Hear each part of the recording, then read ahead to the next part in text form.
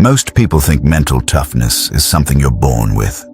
They look at calm, disciplined people and assume they've always been that way, that they're built differently, stronger, more resilient.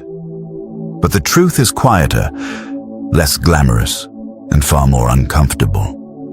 Mental toughness is built slowly, in ordinary moments, when no one is watching and nothing feels heroic. I didn't always understand that. For a long time, I was someone who consumed motivation without changing. I read books, watched videos, saved quotes. Yet under pressure, I still reacted emotionally. I still avoided difficult tasks. I still quit when things felt heavy. It wasn't a lack of information, it was a lack of inner training. The shift didn't come from a sudden breakthrough. It came from repetition, from listening to the same ideas again and again. And not when I felt inspired, but when I felt tired, frustrated, and distracted. Audiobooks became part of my daily environment. On walks, in the car, during quiet moments when my mind wanted to escape. Slowly, something changed. My reactions softened. My focus improved. My tolerance for discomfort grew. I saw the same pattern in people around me. A friend who used to spiral under stress began responding with calm. A colleague who struggled with consistency became quietly disciplined. None of them announced a transformation. They didn't post about it. They simply showed up differently. More grounded, more controlled, more resilient. And when I asked what changed, the answer was rarely dramatic. They had been feeding their minds better every single day. This is what most people misunderstand about growth. And it doesn't feel powerful while it's happening. It feels repetitive, boring, sometimes pointless. But that's exactly where mental toughness is forged. Not in moments of motivation, but in moments of resistance. Not when life is easy, but when your mind wants to quit and you choose to stay. Real mental strength isn't loud. It doesn't demand attention. It doesn't need validation. It shows up as patience when you're tested, discipline when you're tired, and clarity when everything feels chaotic. Over time, these small internal choices reshape how you see yourself, and more importantly, what you believe you're capable of handling. This audiobook isn't here to hype you up or promise overnight change. It's here to offer something more valuable, a way to train your inner world, to build discipline without aggression, focus without obsession, strength without losing your humanity. The lessons you're about to hear are simple, but they are not easy. They ask for consistency, they ask for honesty, and they ask you to show up even when no one is applauding. Over the next chapters, you'll hear how mental toughness is built through silence, repetition, and daily choice. You'll hear real examples of how these ideas have been applied by ordinary people facing ordinary struggles. And more importantly, you'll see how you can apply them in your own life, starting exactly where you are. You don't need to become someone else. You don't need to fix everything at once. You just need to strengthen your mind, one decision at a time, slowly and deliberately. And if you know someone in your life who feels overwhelmed, unfocused, or stuck in cycles they can't seem to break, share this video with them. It might be exactly what they need to hear to begin improving their life. Chapter 1. Why mental toughness is built in silence, not motivation. Most people are chasing motivation. They wait for the right feeling, the right mood, the right burst of energy before they act. They scroll, they watch, they listen to inspiring words, hoping something will finally click. And when that feeling fades, as it always does, they assume something is wrong with them. They think they're lazy, broken, or simply not strong enough. But mental toughness is not built in those loud, emotional spikes of motivation. It's built in silence, in repetition, in the moments when nothing feels exciting and no one is watching. I learned this the hard way. There was a time when I knew all the right ideas. I could talk about discipline, focus, and growth. I had listened to countless motivational talks, and I could quote powerful lines about strength and resilience. But when pressure showed up in real life, I still cracked. I reacted emotionally. I avoided discomfort.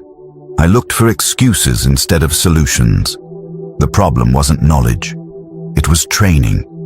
Motivation made me feel good, but it didn't make me reliable. It gave me emotional highs without building inner structure. And when life stopped cooperating, when stress, boredom, or fear appeared, motivation disappeared, leaving nothing solid behind. That's when I started noticing a different pattern in people who were genuinely strong. I had a friend who never talked about self-improvement. He didn't post quotes, he didn't hype himself up. But no matter what happened, missed deadlines, personal problems, unexpected setbacks, he stayed steady, calm, focused. He didn't complain, and he didn't collapse. He just kept moving forward. One day I asked him how he stayed so grounded. His answer surprised me. He didn't mention motivation or confidence. He said, "I listen to the same things every day, even when I don't feel like it." That was it. No drama, no secret formula. He had built his mental toughness quietly, through repetition, through exposure, through discipline that didn't depend on emotion. This is what most people don't understand. Motivation is reactive. Silence is proactive. Motivation responds to how you feel. Silence shapes how you think. When you listen to the right audiobooks consistently, especially when you're tired, distracted, or unmotivated, you're training your mind to stay engaged without excitement. You're teaching yourself to show up without emotional rewards. That's where real strength begins. Mental toughness is not about pushing harder. It's about staying present when your mind wants to escape. Another example comes from someone very close to me. This person struggled with consistency for years. They would start strong, then fade. Every new plan felt promising, and every failure felt personal. What changed wasn't a new goal. It was a new habit. They replaced background noise, music, social media, random videos with audiobooks focused on discipline and emotional control. At first, nothing dramatic happened. No sudden clarity, no surge of confidence. But after a few weeks, their reactions softened. They paused before responding. They stopped overthinking small problems. They became less reactive and more deliberate. The audiobook wasn't motivating them, it was conditioning them. That's the difference. Motivation says, "Do this because you feel inspired." Mental toughness says, "Do this because it's who you are becoming." Silence plays a critical role here. When you listen without multitasking for excitement, without chasing novelty, you create space. In that space, ideas sink deeper. They stop being concepts and start becoming instincts. Strong people are not constantly energized. They are trained. They don't rely on hype. They rely on habits. And one of the most effective habits for building mental toughness is controlled mental input. What you feed your mind daily shapes how you respond under pressure. Think about it. Your reactions don't appear out of nowhere. They come from patterns you've practiced, consciously or unconsciously. If your mind is constantly fed distraction, comparison, and emotional stimulation, it will default to chaos under stress. But if your mind is fed calm, structured thinking, and grounded principles, it will default to stability.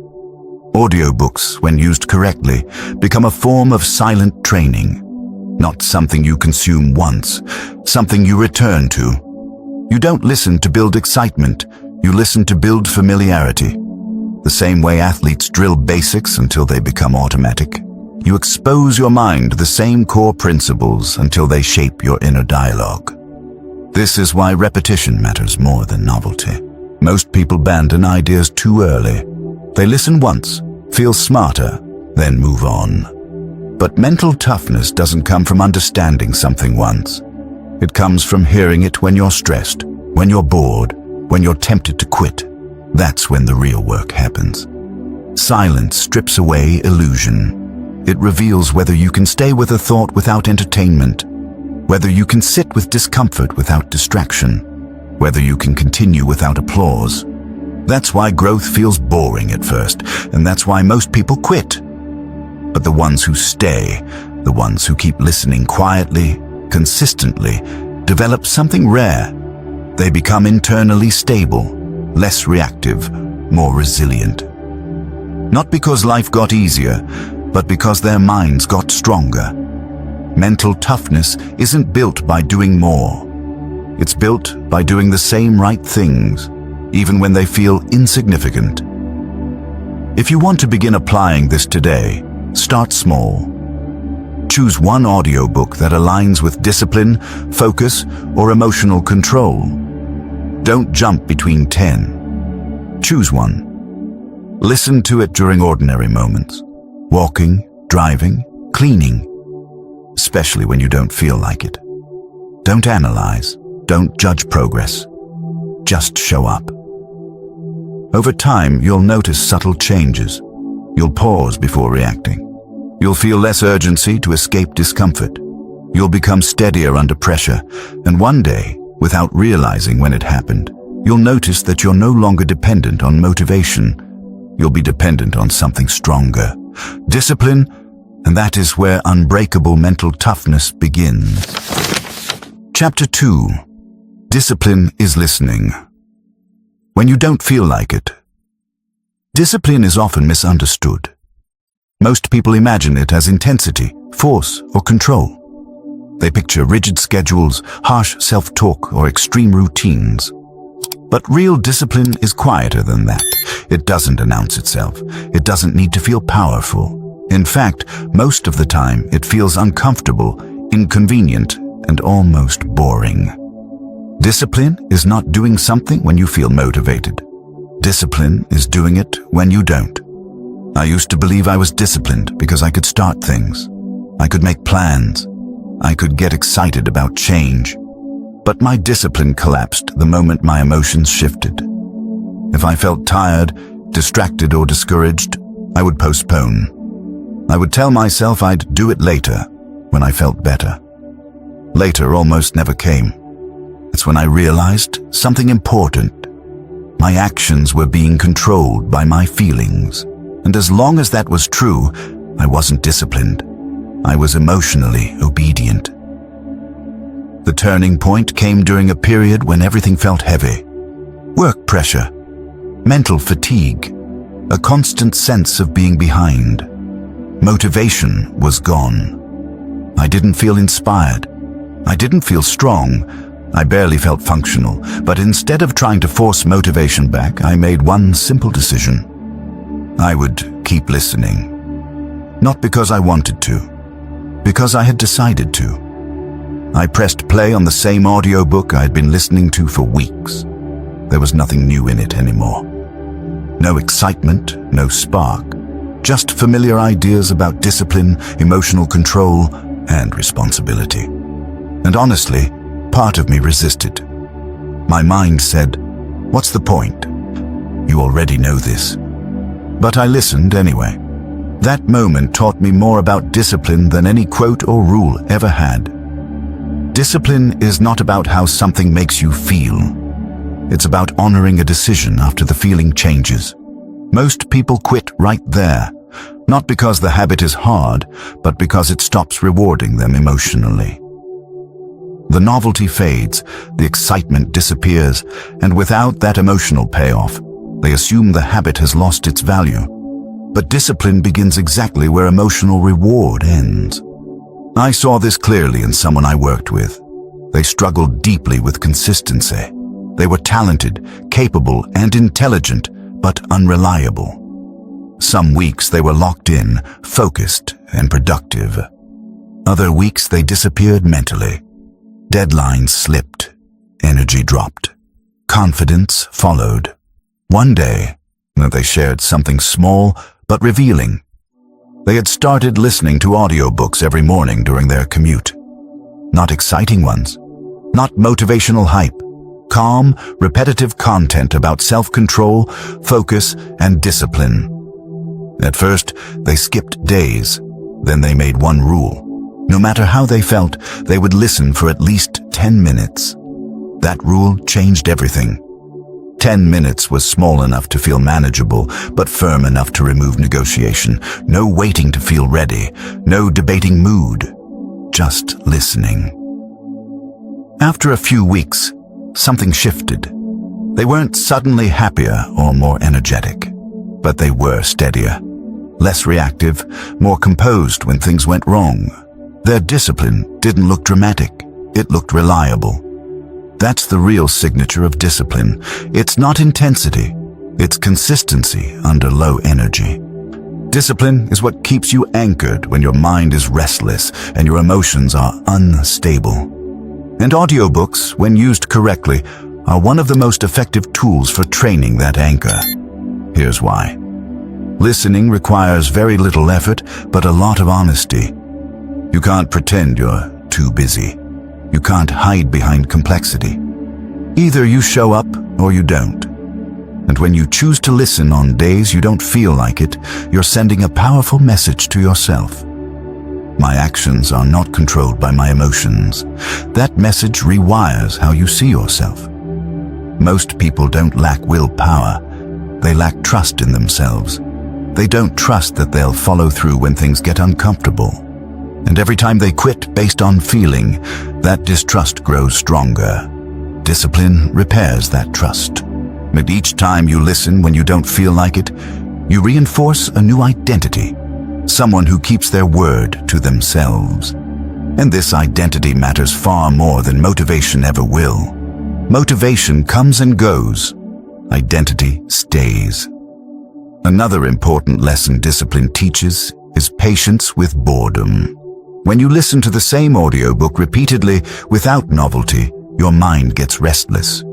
It wants stimulation. It wants something new. That restlessness is not a problem. It's part of the training. Mental toughness grows when you stop needing constant stimulation to stay engaged. Most people escape boredom immediately. They reach for their phone. They change tasks. They look for distraction. But boredom is where discipline is sharpened. When you stay with a habit despite boredom, you build tolerance, you build focus, you build control. That's why disciplined people appear calm. They are not calm because life is easy. They are calm because they are no longer ruled by internal discomfort. Listening when you don't feel like it trains exactly that skill. It teaches you to sit with resistance instead of running from it.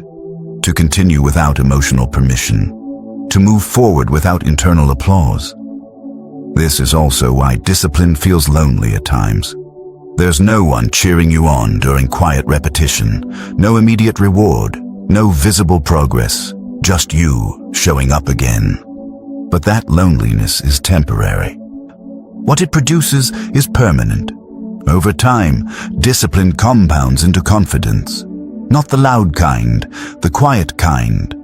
The kind that comes from knowing you can rely on yourself. If you want to apply this in your own life, simplify the process. Don't aim for long sessions. Don't aim for perfect focus. Aim for presence. Set a minimum standard, 10 minutes, 15 minutes. Whatever feels small enough to remove excuses, but firm enough to require commitment. Listen on good days. Listen on bad days. Especially listen on the days you feel resistance. Don't judge yourself for distraction. Don't force understanding. Let the words pass through you. Let repetition do its work. Discipline is not about effort. It's about agreement. An agreement you make with yourself and honor consistently. And the more often you honor it, the less you depend on motivation. Eventually, something changes. You stop asking, do I feel like it? You start asking, is this what I do? That's the shift from emotional living to disciplined living. And that shift is one of the strongest foundations of unbreakable mental toughness. Because when discipline replaces emotion as the driver of your actions, your life becomes steadier, calmer, and far more resilient. no matter how you feel on any given day. Chapter 3.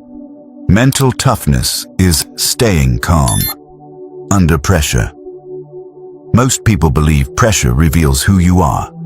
They say that when stress rises, your true nature comes out. In reality, pressure doesn't reveal character as much as it reveals training. When life tightens, you don't rise to your ideals, you fall back to your habits. And for many people, that habit is emotional reaction. I used to think my reactions were justified. If I felt disrespected, I reacted. If something went wrong, I complained. If plans collapsed, my mood collapsed with them. I told myself this was honesty, that I was just expressing how I felt. But over time, I noticed something uncomfortable. Every emotional reaction made me feel weaker, not stronger. I wasn't releasing pressure, I was feeding it. Mental toughness, I eventually learned, is not the absence of emotion. It is the ability to experience emotion without surrendering control. This lesson became real for me through someone I worked closely with. Under normal conditions, they were thoughtful and competent. But the moment pressure appeared, tight deadlines, critical feedback, unexpected changes, they shifted. Their voice tightened. Their body language closed. Decisions became rushed and defensive. Everyone around them felt it. Then, slowly, something changed. They didn't announce it. They didn't explain it. But over a few months, their presence transformed. Deadlines were still intense. Feedback was still sharp. But their reactions were different. Calmer, slower, more deliberate. Instead of reacting immediately, they paused. Instead of defending themselves, they listened. Instead of escalating tension, they absorbed it. When I finally asked what had changed, their answer was simple. They had been listening daily to audiobooks centered on emotional control and composure, not to relax, but to retrain how they responded when pressure hit. They described it like this. When stress comes now, it feels familiar. I've already practiced staying calm in my head. That's the key. Calm under pressure is not a personality trait, it's a rehearsed response. Most people only practice calm when life is calm. Then they're surprised when it disappears under stress. But mental toughness is built by rehearsing composure before you need it. Audiobooks play a powerful role here because they allow you to practice calm in neutral moments. When you listen to steady, grounded ideas repeatedly, your nervous system learns a different baseline, but your internal dialogue slows down. Your tolerance for discomfort expands. Over time, pressure stops feeling like an emergency and starts feeling like a signal. Another personal example stands out clearly. A close friend of mine used to be extremely reactive. Small problems felt huge. Delays felt personal. Disagreements turned into emotional battles. They weren't weak or incapable. They were overwhelmed by their own reactions. They started listening to audiobooks during evening walks, specifically choosing content about emotional discipline and self-mastery. At first, they admitted it felt pointless. The advice sounded obvious. Pause. Breathe. Don't react. They had heard it before, but hearing it once is not the same as hearing it daily. After several weeks, something subtle shifted. When an argument began, they noticed the urge to react, but didn't immediately act on it. That pause, even if it lasted only a few seconds, changed the entire outcome. Conversations softened. Decisions improved. Regret decreased. What changed wasn't the situation. What changed was the space between stimulus and response. That space is where mental toughness lives. Most people live without that space. Emotion hits and action follows immediately. Anger becomes words. Fear becomes avoidance. Stress becomes impulsive decisions. And later, regret arrives. Mental toughness interrupts that chain. It allows you to feel the emotion without letting it choose your behavior. This doesn't mean suppressing feelings. Suppression creates tension. Control creates clarity. There is a critical difference. Suppression says, I shouldn't feel this. Control says, I feel this, and I choose my response. Audiobooks train this distinction through repetition. When you consistently hear language that emphasizes awareness, pause, and choice, your mind begins to adopt those patterns. Under pressure, your thoughts slow down just enough to create options, and options are power. One of the most damaging myths about calmness is that it's passive or weak. In reality, calmness under pressure is a strategic advantage. When others are emotional, the calm person sees clearly. When others rush, the calm person chooses wisely. When others escalate, the calm person stabilizes the situation. That stability is felt by everyone around you. Think about the people you trust most in difficult moments. They're rarely the loudest or most emotional. They're the ones who remain grounded when things go wrong. Their calm creates safety. Their presence lowers chaos. This kind of presence doesn't come from talent. It comes from training. And training doesn't require extreme circumstances. It requires consistency. Listening daily to audiobooks that reinforce emotional control is like rehearsing calm in advance. You're not waiting for a crisis to learn composure. You're preparing for it quietly. Pressure doesn't disappear. Life will always present challenges, deadlines, conflict, uncertainty, loss. Mental toughness doesn't eliminate these experiences. It changes how you move through them. The goal is not to feel less, it's to react less, and that difference changes everything. So if you want to begin applying this immediately, start by noticing your internal speed. When something triggers you, your mind accelerates, thoughts stack, emotion tightens, your body reacts. That's the moment to pause, not to solve, not to explain, not to defend. Pause. Even a few seconds of space weakens the grip of emotion, and when you pair that pause with daily exposure to calm, disciplined thinking through audiobooks, the pause becomes natural instead of forced. Over time, your default response shifts. You no longer explode or withdraw. You stay, you observe, you choose. That's mental toughness. It's not dramatic. It doesn't feel heroic, but it's powerful. Because the person who can stay calm under pressure is the person who stays in control of their life, their decisions, us and their direction, no matter what emotions try to pull them away. Chapter 4. Focus is a muscle. You either train or lose. Focus used to be something I took for granted. I assumed it was a natural ability, something you either had or didn't. Some people could concentrate for hours, while others, like me, felt constantly pulled in 100 directions. Notifications, thoughts, worries, unfinished tasks. My attention was always scattered, and I blamed the world for it. What I didn't realize at the time was this: focus is not a personality trait, it's a muscle. And like any muscle, it grows with training and weakens with neglect. I noticed the difference when I compared two types of days. On days filled with random content, short videos, endless scrolling, background noise, I felt mentally exhausted without having done anything meaningful. My thoughts jumped from one thing to another, and even simple tasks felt heavy. On days when my mental input was more controlled, when I spent time listening to long-form audiobooks, my mind felt calmer, steadier, and more capable of staying with a single task. The environment hadn't changed.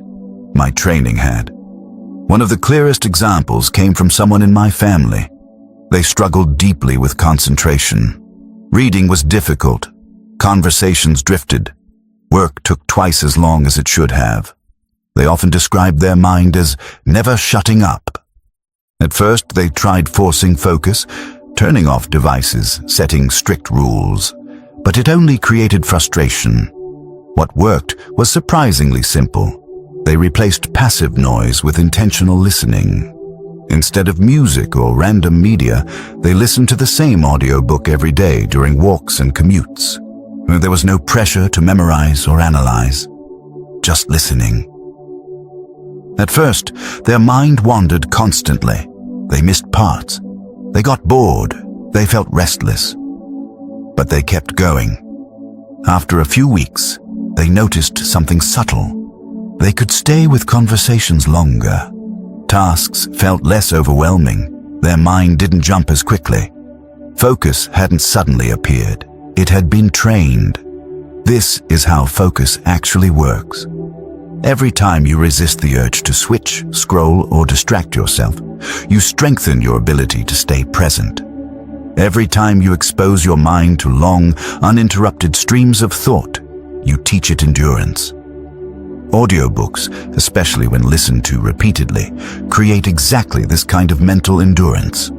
Most people underestimate how fragmented their attention has become. They think they have a motivation problem or a discipline problem, when in reality, they have an attention problem. Their mind is so used to constant stimulation that silence feels uncomfortable and sustained focus feels impossible. But discomfort is not a sign of inability. It's a sign of weakness being trained. Just like sore muscles after exercise, mental restlessness means your focus muscle is being challenged. I saw this clearly in a colleague who was brilliant but inconsistent. They could produce excellent work, but only in short bursts. Deep work felt exhausting. They blamed pressure, workload, and stress. Then they made one change. They started listening to audiobooks on focus and discipline every morning before work. Not as motivation, but as preparation. So they described it as tuning their mind. Instead of starting the day reactive, they started grounded. Over time, their ability to stay with tasks improved. Distractions didn't disappear, but their pull weakened. Focus became something they could access more reliably. Focus is not about eliminating distraction. It's about strengthening resistance, and that resistance is built gradually. Audiobooks work because they sit between effort and ease. They require attention, but not strain. They engage the mind without overwhelming it. When you listen consistently, especially to the same content, your brain stops chasing novelty and starts settling into depth. This is why repetition matters again. Listening to many different audiobooks once may feel productive, but it rarely trains focus. Listening to the same audiobook repeatedly builds familiarity, and familiarity reduces cognitive load. With less effort spent processing novelty, more attention is available for staying present. That's when focus becomes natural. Another important aspect of focus is emotional regulation.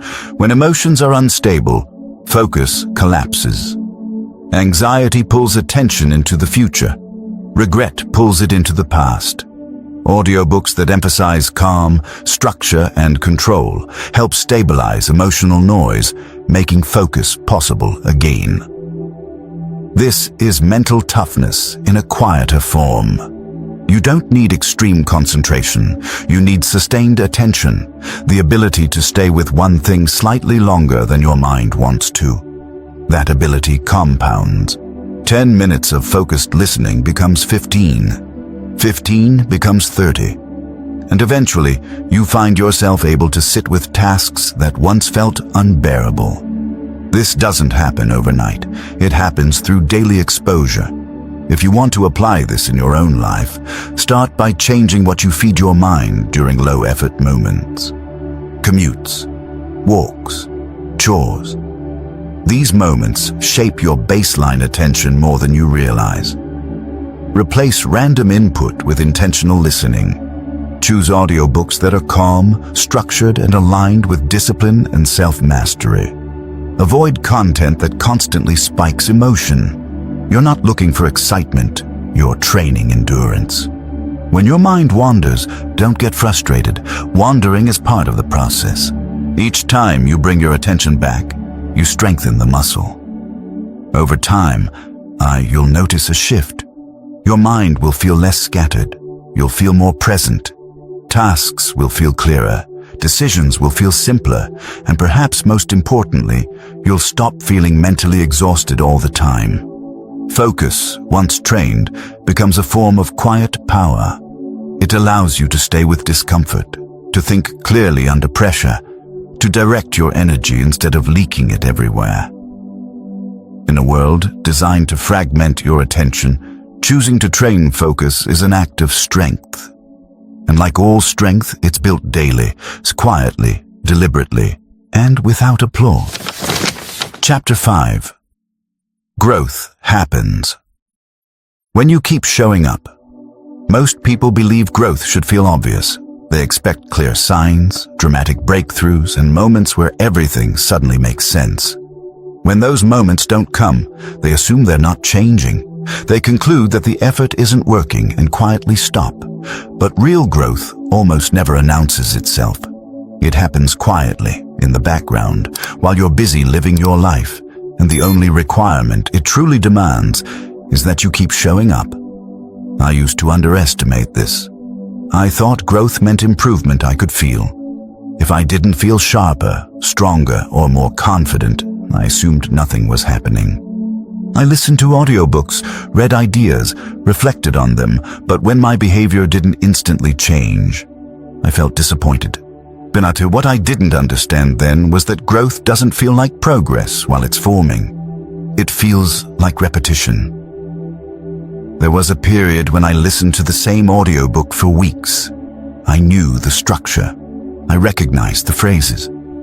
I could almost predict what was coming next, and part of me thought, I've outgrown this. I need something new. But I stayed with it. Not because it was exciting, because it was familiar. And familiarity turned out to be the point.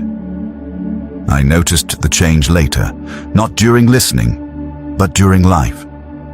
In moments that used to trigger frustration, I was calmer. When plans fell apart, I adapted faster.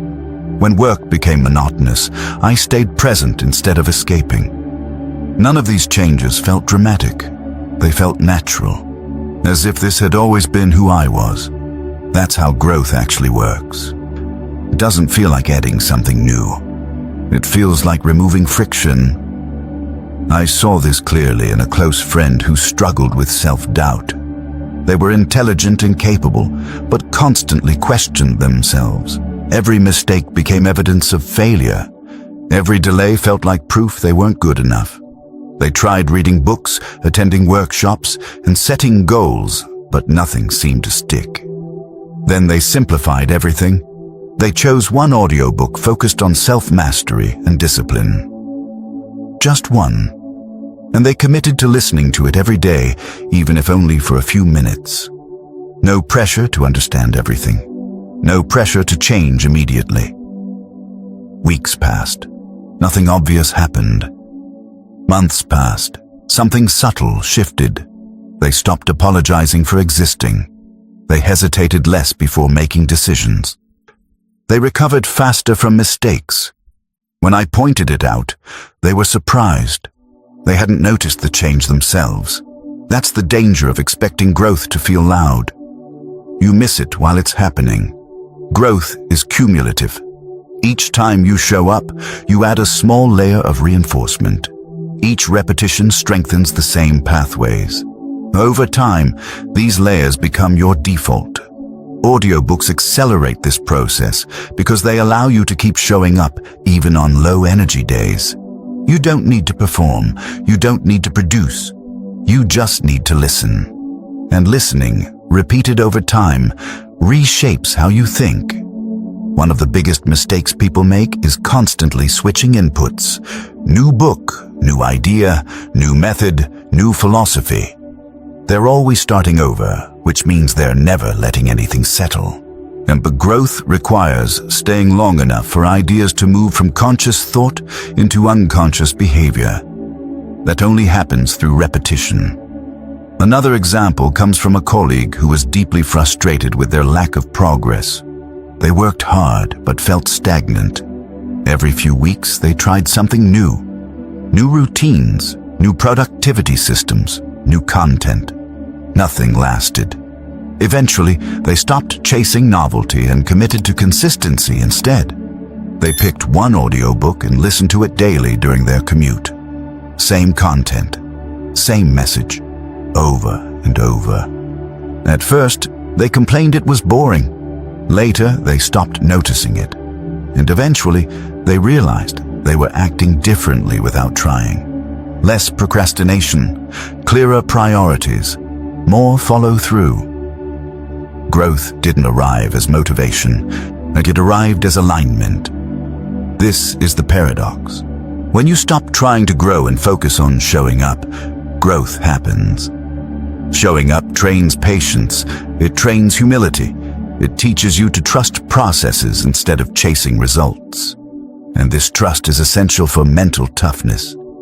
Mentally tough people don't need constant proof that they're improving. They understand that consistency is proof enough. They know that missing a day occasionally doesn't erase progress, but quitting entirely does. So they return, again and again. Growth also requires tolerance for uncertainty. When you keep showing up without visible results, your mind starts to doubt. It asks, is this working? That question is natural, but answering it with action, by continuing anyway, is what builds strength. Audiobooks support this because they normalize patience, the steady voice, the repeated themes, the calm reinforcement. All of it sends a message. Stay with it. Over time, that message becomes internal. If you want to apply this principle, simplify your expectations. Don't look for signs of change during the process. Look for commitment. Ask yourself, did I listen today? Did I show up again? Did I keep the agreement with myself? Those questions matter more than how you feel. Choose one audiobook that speaks to discipline, focus, or emotional strength, and commit to it for a set period. 30 days, 60 days. Don't rush. Don't evaluate. Just listen. Let the ideas become familiar. Let them fade into the background of your thoughts. That's where they begin to influence behavior. Growth doesn't require intensity. It requires presence. And presence, repeated daily, reshapes identity. One day, you'll notice that you handle situations differently, that you don't overreact the way you used to, that you stay with difficult tasks longer, that you trust yourself more, and you may not remember exactly when the change happened. That's because growth didn't arrive in a moment. It arrived through showing up. Quietly, consistently, without celebration. And that is the kind of growth that lasts. Chapter 6. Mental toughness is built through repetition. Most people underestimate repetition. They associate it with boredom, stagnation, or lack of progress. If something feels familiar, they assume it's no longer useful. They chase novelty, believing new information equals growth. But mental toughness doesn't come from constantly learning new ideas. It comes from repeatedly living with the right ones. Repetition is how thoughts become instincts. I didn't understand this at first. I believed that once I understood an idea, I could move on. I thought awareness was enough. But awareness fades under pressure. When stress rises, the mind doesn't reach for what it understands. It reaches for what it has practiced. That realization changed how I approached audiobooks. Instead of collecting titles, I began returning to the same one, again and again. At first, it felt unnecessary. I already knew the message. I could predict the structure. I could almost recite parts of it, but that familiarity turned out to be exactly what rewired my responses. I noticed it during moments of friction. When something went wrong, my internal voice sounded different, calmer, more deliberate. The audiobook wasn't in my head word for word, but its tone was, its rhythm, its way of framing challenges. That's repetition at work. I saw an even clearer example in a close friend who struggled with emotional swings. Some days they were confident and focused. Other days they were overwhelmed and reactive. Their mindset depended entirely on circumstances. They wanted stability, but everything felt unpredictable. And they made one decision that seemed almost too simple. They chose one audiobook and listened to it every single day for 3 months. Not multiple audiobooks, not a playlist. One voice, one message. At first, they complained it felt monotonous, but they stayed with it. And something remarkable happened. Their emotional range narrowed. Not in a negative way, but in a stabilizing way. Highs were less frantic, lows were less paralyzing. They became more even, more grounded. When I asked them how they felt different, they said something that stuck with me. It feels like my mind has a default setting now. That's what repetition creates. A default. Mental toughness is not about having the right response once. It's about having the right response automatically. And automatic responses are built through repetition. This is why athletes drill basics, why musicians practice scales, why pilots train for emergencies repeatedly. In high-pressure situations, there is no time to think. You rely on what has been repeated enough to become reflex. Life works the same way. When emotions surge, when stress tightens, when uncertainty appears, you don't rise to your intentions. You fall back to your conditioning. Audiobooks, used repeatedly, become a form of conditioning. Not loud conditioning, not forceful, quiet, steady, and persistent. Every time you listen to the same principles, you reinforce the same neural pathways. You're teaching your brain what to prioritize, what to slow down, what to ignore.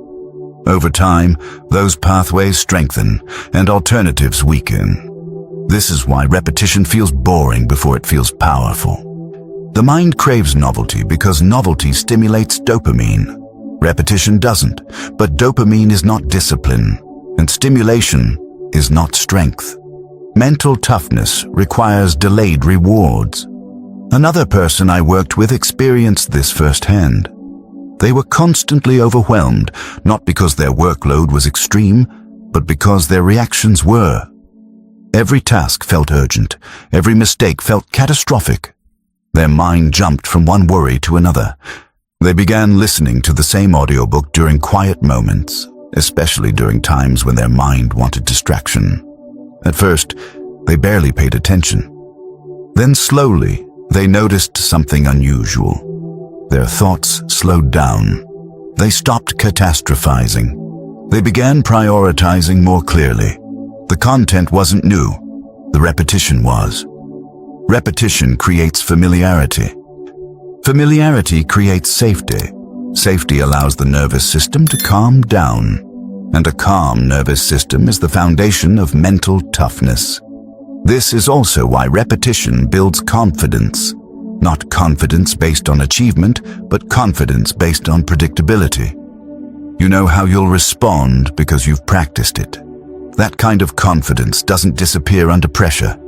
Many people avoid repetition because they confuse it with stagnation. But repetition is not standing still. It's deepening. Each time you return to the same idea, you hear it differently. Not because the idea changes, but because you do. Your life context shifts. Your challenges evolve. The same words land in new ways. That's when understanding turns into embodiment. If you want to apply this, simplify your approach. Choose one audiobook that aligns with discipline, emotional control, or mental resilience. Commit to listening to it daily for a set period. 30 days, 60 days, longer if possible. Resist the urge to switch when boredom appears. Boredom is a signal that repetition is working. It means novelty has worn off and training has begun. Listen when you're calm. Listen when you're stressed. Especially listen when you're tempted to skip. Don't aim for insight. Aim for exposure. Over time, you'll notice your internal dialogue changing. Less panic, less resistance, more clarity, more steadiness. These changes won't feel dramatic. They'll feel normal. And that's how you know repetition has done its work. Mental toughness is not built by knowing what to do, but it's built by hearing it so often that doing it becomes natural. Repetition is not exciting, but it is transformative. And for those willing to stay with it, it becomes the quiet foundation of an unbreakable mind. Chapter 7. Strong minds don't seek validation. One of the quiet enemies of mental toughness is the need for validation. Not praise in the obvious sense, but the subtle habit of measuring yourself through other people's reactions. Approval, recognition, reassurance. These things feel harmless, even motivating, but over time, they weaken your inner stability. A mind that depends on validation is a mind that gives away control. I didn't realize how much validation shaped my behavior until I started paying attention to my reactions. When something I did was acknowledged, I felt energized. When it went unnoticed, I felt deflated. When I received criticism, even mild, my mood shifted instantly. I told myself this was normal, that everyone reacts this way, but normal doesn't mean healthy. The more I needed external confirmation, and the less grounded I became internally. My discipline rose and fell with feedback. My confidence fluctuated with opinions, and my sense of direction blurred whenever approval was absent. Mental toughness requires something different. It requires an internal reference point. I saw this clearly in a colleague who worked quietly and consistently. They never talked about their progress. They didn't seek recognition. They didn't explain themselves. And yet, their work was solid, reliable, and respected. When pressure increased, they didn't crumble. When praise was absent, they didn't slow down. When I asked them how they stayed so steady, they said something simple. I stopped needing people to notice. That decision changed everything for them. They shared that earlier in their career. They constantly looked for feedback. So they wanted reassurance that they were doing things right. But this created anxiety. Every silence felt like disapproval. Every delay in response felt personal. Eventually, they began listening to audiobooks focused on self-reliance and inner discipline. Not to feel better, but to reframe how they measured themselves. Over time, their internal dialogue shifted. They stopped asking, "Do they approve?" and started asking, "Did I act according to my standards?" That shift is the foundation of mental toughness. Strong minds don't eliminate the desire for validation overnight. They reduce its influence gradually. They learn to notice the urge without obeying it. Audiobooks help with this because they reinforce internal standards. When you repeatedly hear messages about responsibility, self-respect, and inner control, as you begin to adopt a different metric for success, you stop looking outward first. This doesn't mean you ignore feedback. It means feedback no longer defines you. There's an important distinction here. Validation seeking is not the same as learning. One weakens independence, the other strengthens it. Mentally tough people can listen to criticism without collapsing and accept praise without becoming dependent on it. They remain centered. I saw this change happen in a close friend who used to overshare their progress. Every small achievement went online. Every struggle was explained. They needed people to know what they were doing and why. At first, it felt like accountability, but over time, it became pressure. They admitted something surprising. The more they shared, the less they actually did. The performance replaced the work. Eventually, they stopped broadcasting their efforts. They chose silence. They focused on listening to audiobooks during solo walks and quiet evenings. No one knew what they were working on. And for the first time, they felt free. Without the need to impress, they could move at their own pace. Without external eyes, mistakes felt less threatening. Progress became personal instead of performative. Silence strengthened them. This is a pattern you'll notice among mentally tough people. They do their work quietly. They don't rush to explain themselves.